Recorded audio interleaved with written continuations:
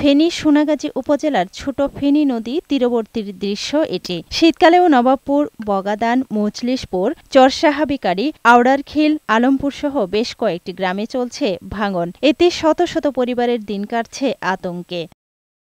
এলাকাবাসী জানায়, গত বন্যায় পানির চাপে মোছাপুর স্লুইস গেট ভেঙে যায়। এতে প্রতিদিন জোয়ারের পানি ঢুকে নদীর পাড়ে ভাঙনের সৃষ্টি হচ্ছে। গত কয়েক মাসে উপজেলার বেশ কয়েকটি গ্রামের শত শত পরিবারের বসতবাড়ি, কৃষিজমি সহ বিভিন্ন স্থাপনা নদীতে বিলীন হয়ে গেছে। বিকল্প বাসস্থানের জায়গা না থাকায় নির্ঘুম রাত কাটাচ্ছে অনেক পরিবার। শ্মশান আমাদের ওটা সব চলে গেছে।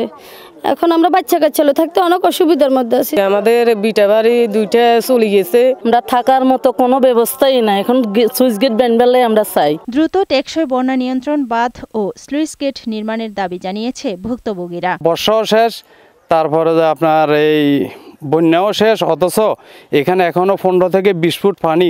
অতি সত্ত্বর যদি যে মুছাপুর ক্লোজার নির্মাণ না করা হয়, তাহলে বাকি যারা আছে প্রায় 100 ফ্যামিলি তারা নদীগর্ভে বিলীন হয়ে যাব। ফসল রক্ষায় স্লুইস গেট নির্মাণের তাগিদ দিয়েছে কৃষি বিভাগ। কি ধরনের স্ট্রাকচার হবে এটার জন্য একটা প্ল্যানিং এর প্রয়োজন আছে। কিভাবে কি করলে সবার জন্য উপকার হয় আর স্ট্রাকচারটা যেন সেফ থাকে। পলিমাটি জমে আমাদের ছোট ফেনী নদীর এই সমস্ত জায়গাগুলো ভরাট হয়ে গেছে, এই জন্য এটা ড্রেনেজ করার জন্য ব্যবস্থা করা হয়েছে। এদিকে সম্প্রতি ক্ষতিগ্রস্ত এলাকা পরিদর্শন করে ভাঙন ঠেকাতে প্রয়োজনীয় পদক্ষেপ নেয়ার আশ্বাস দেন পানি সম্পদ উপদেষ্টা রিজওয়ানা হাসান। এই জিনিসটা ঝুঁকির মধ্যে যাতে আর না পড়ে, বালু উত্তোলন একেবারেই বন্ধ করার দিকে এগোবো।